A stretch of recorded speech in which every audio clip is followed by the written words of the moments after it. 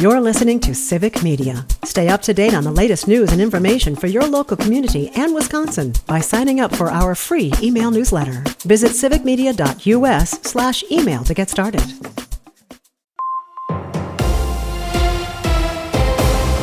Civic Media News. I'm Terry Bell. Here's what Wisconsin needs to know. Vice President Kamala Harris is in Wisconsin today for campaign stops in La Crosse, Milwaukee, and Green Bay. It's her sixth trip to Wisconsin since becoming the Democratic nominee. Republican Donald Trump was last in Wisconsin on October 6. He has no events scheduled in Wisconsin for now. The number of absentee ballot drop boxes in Wisconsin is far fewer than 4 years ago. Wisconsin Elections Commission Administrator Megan Wolf says there were more than 500 drop boxes in more than 430 communities 4 years ago.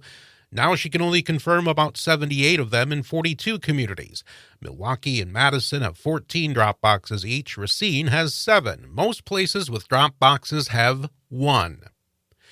Some unsolicited text messages about voting in Wisconsin are designed to confuse people, not help, so says Wisconsin Elections Commission Administrator Megan Wolf. I get very frustrated when these groups send out information and they don't get the facts right because it confuses voters. You can find the facts at myvote.wi.gov.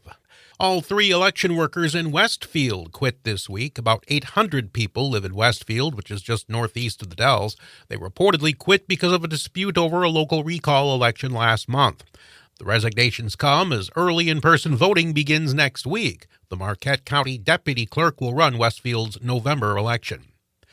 24 Wisconsin high schools are getting new AEDs. Sudden cardiac arrest is a leading cause of death among young athletes. The WIAA is working with the National Federation of State High School Associations Foundation on the effort. AEDs can greatly increase the chances of survival when they're used right away. Wisconsin's haunted house attractions offer a wide variety of thrills in the second half of October.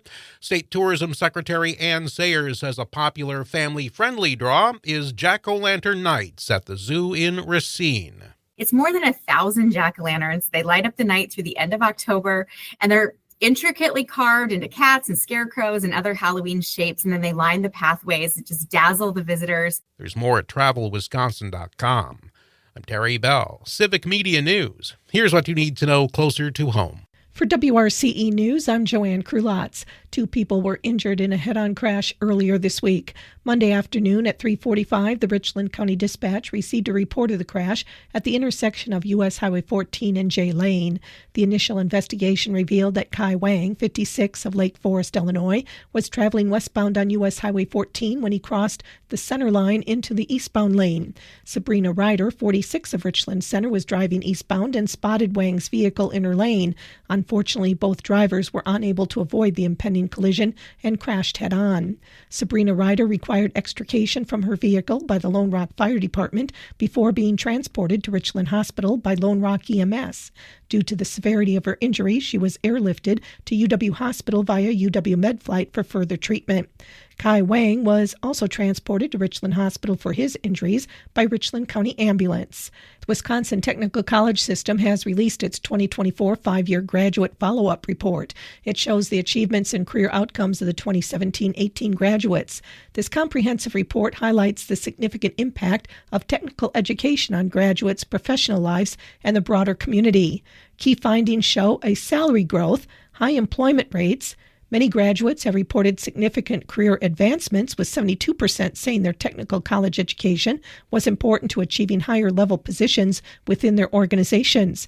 The report highlights that 83% of graduates remain in Wisconsin, contributing to the local economy and community development. Their skills and expertise are vital to the state's workforce and economic stability. And 85% of respondents expressed satisfaction with their technical college education, agreeing they would recommend technical education to others entering their field. The Wisconsin Department of Natural Resources reminds trappers to prepare for the opening of many fur bearer trapping seasons across the state.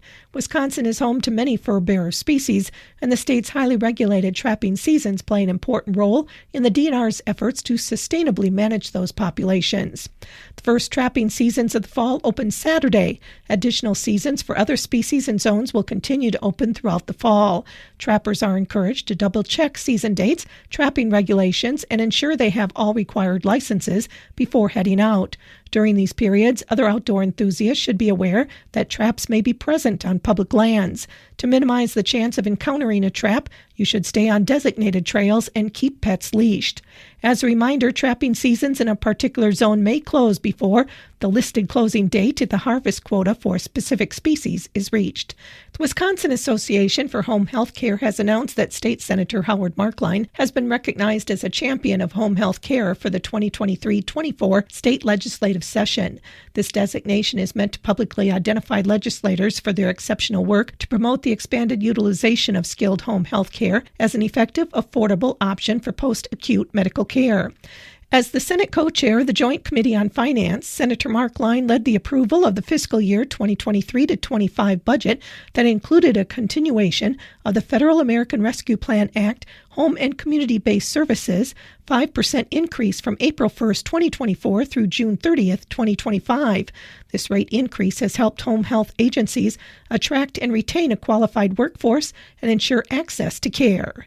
The Lone Rock Farmers Market will be held today from 3 to 7 at Center Park along Highway 130. And that's what you need to know. I'm Joanne Krulotz. It's the Bucks and the Mavericks. Hi, I'm Mike Clemens with sports. The Bucks are in Dallas to take on the Mavericks in their final preseason game tonight. Chris Middleton had surgery on both his ankles in the offseason. Was he able to practice yesterday? Doc Rivers. No, we didn't even think about it. He did everything else, all our skeleton stuff. So he did some one-on-one yesterday live, which was really good.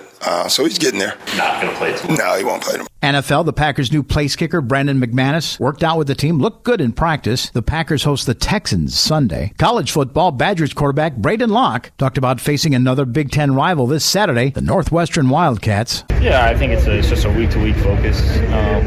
We've got to continue to get a week better. We've got to continue to practice really well.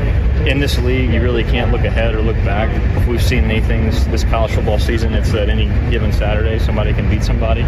So we got to respect our opponent. We got to respect, what they do. And the best way for us to do that is by preparing really well. We've got to go out and play a good game if we want to win on Saturday. That's Wisconsin quarterback Braden Locke. With sports, I'm Mike Clemens.